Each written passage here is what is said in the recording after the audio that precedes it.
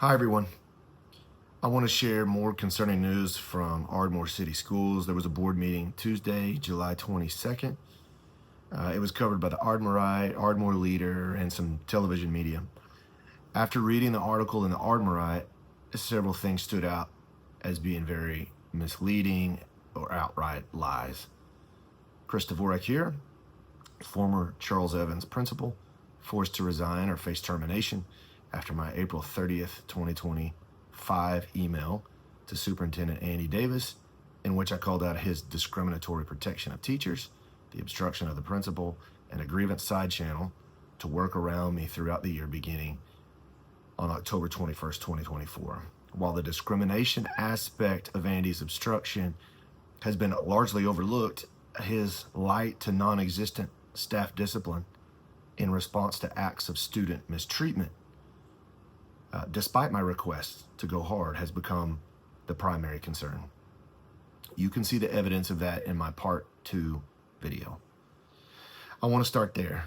Board member Jacqueline Woods was quoted in the Ardmorite as suggesting that the teachers who did wrong were dealt with and aren't there anymore.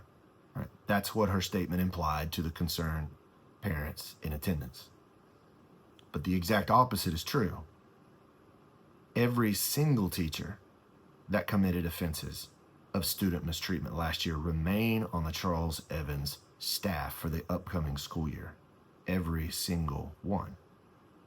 In fact, there's an open child abuse case on one or more of the teachers. It's still on the DA's desk, and those teachers are still employed, still on the Charles Evans teaching roster for 2025-2026. How can a statement be made to parents that completely covers that up? And full faith in the upcoming administration? I've got a bombshell on that. Stay tuned. Autumn and I coordinated with whatever staff witnessed an incident to make sure that appropriate reporting was done and the video of the incident was archived. But Mrs. Woods also made a statement that the process is, this is quoted, the process is the admin at the building, the principal, is a mandatory reporter and can report instances of child abuse to DHS. Well, that's true, but it's crafted, the statement is crafted to suggest that I neglected my duty. Right? The word choice was specifically to create that effect. Every administrator, every education employee in that room, every education employee reading the paper knows that all of us are mandatory reporters.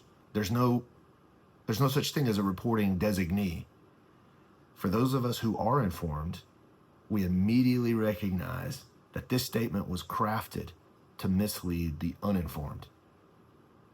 That's how concerned parents were treated. Now, I hold out hope that this board is only being misled by Andy Davis and is not knowingly participating in a cover-up with the intent to mislead parents and the public in hopes that it will go away. I do hold out that hope. I hope that those lines were fed to board members to parrot to the public and were not their own inventions. You may have also read that Mrs. Wood stated that she was in my office February 13th, and I said nothing about these problems. I put a game face on for everybody. Many people were in my office between October 21st and April 30th. I interfaced with parents, staff, the board, and the public at all kinds of events with a game face during that time. But you can see the email evidence during that period of time in my part 2 video, which demonstrates I was pushing on Andy for accountability. To bring up this point to frustrated parents is for no other reason than to protect the organization. It was designed to both discredit my story and to defend the negligent response of the school. I wish I could bring you good news, Ardmore. But this update, unfortunately, is to share the continued deceptive response to parents' frustration and distrust. That lack of distrust in the superintendent, that lack of trust in the superintendent and the board that motivated so many parents to show up to the board meeting on Tuesday was met with misleading statements, lies, and attempts to change the subject to the new high school bond. I'm not sure why they continue to miss the moment and to act in ways that deepen public distrust. Again, I hold out hope that the board is unwitting in delivering dismissive and deceptive statements on behalf of Andy Davis and are not knowingly complicit in a cover-up. Why were several dismissed, including me and Autumn, while every single one of the student mistreatment offenders remain on staff? Why? And I'm not talking about teacher 4. She apologized and made it right with the kid. That story is in my expanded timeline. It's a good story. Fast forward to March. It's how all the teachers, I wish all the teachers had responded like she did, apologized, made it right with their second chance, instead of being unapologetic and defiant about their conduct.